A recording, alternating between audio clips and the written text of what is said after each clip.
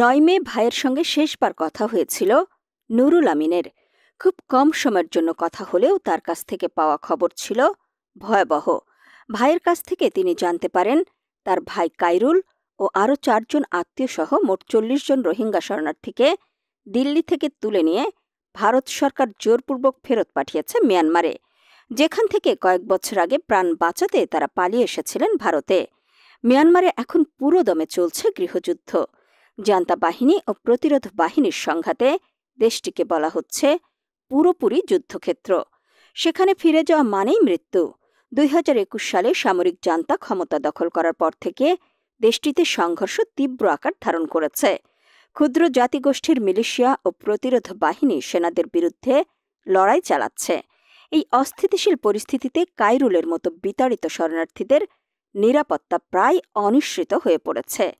বিবিসির প্রতিবেদন থেকে শরণার্থীদের নানা ভয়াবহ অভিজ্ঞতার কথা জানা যায়। ২৪ বছর বয়সী নুরুল বলেন, আমি কল্পনাও করতে পারি না আমার মা বাবা আর স্বজনরা কি দুর্দশার মধ্যে আছেন।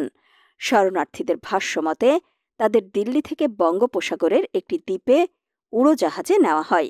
এরপর নৌযানে তুলে নিয়ে যাওয়া হয় সমুদ্রে। এরপর জীবন রক্ষাকারী জ্যাকেট পরিয়ে হাত বেঁধে ও মুখ ঢেকে বন্দির মতো করে আন্দামান সাগরে ফেলা হয়। তীরে পৌঁছে এখন মিয়ানমারে অনিশ্চিত ভবিষ্যতের মুখোমুখি তারা।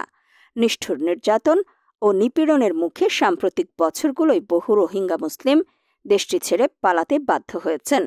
ভারতে রোহিঙ্গা শরণার্থীদের অবস্থা সবসময়ই সংকটপূর্ণ। ভারত সরকার আনুষ্ঠানিকভাবে তাদের শরণার্থী হিসেবে স্বীকৃতি দেয়নি, বরং ফরেনার্স অ্যাক্ট অনুসারে তাদের অবৈধ অভিবাসী হিসেবে গণ্য করে।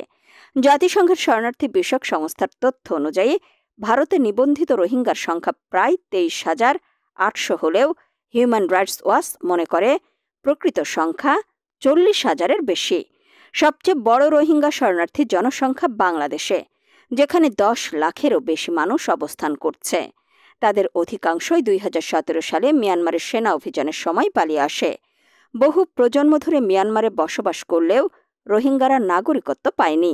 মানবাধিকার কর্মীরা বলছেন, রোহিঙ্গাদের নিয়ে ভারতের অবস্থান আন্তর্জাতিক মানবাধিকার মানদণ্ডের পরিপন্থী।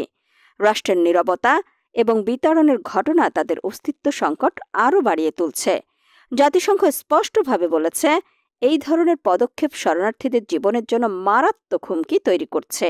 এই ঘটনাগুলো শুধু ৪০ জন রোহিঙ্গারই দুর্দশা নয়, বরং শরণার্থী সুরক্ষার বৈশ্বিক নীতিমালার প্রশ্নও তুলে ধরছে। সমুদ্রপথে ফেলে দেওয়ার মতো নিষ্ঠুর আচরণ আন্তর্জাতিক মানবাধিকার আইন এবং শরণার্থী সুরক্ষা চুক্তির লঙ্ঘন। ভারতের এই অবস্থান আন্তর্জাতিক মহলে সমালোচনার জন্ম দিচ্ছে, কিন্তু এখনও পর্যন্ত দেশটির কাছ থেকে কোনো কার্যকর প্রতিক্রিয়া পাওয়া যায়নি।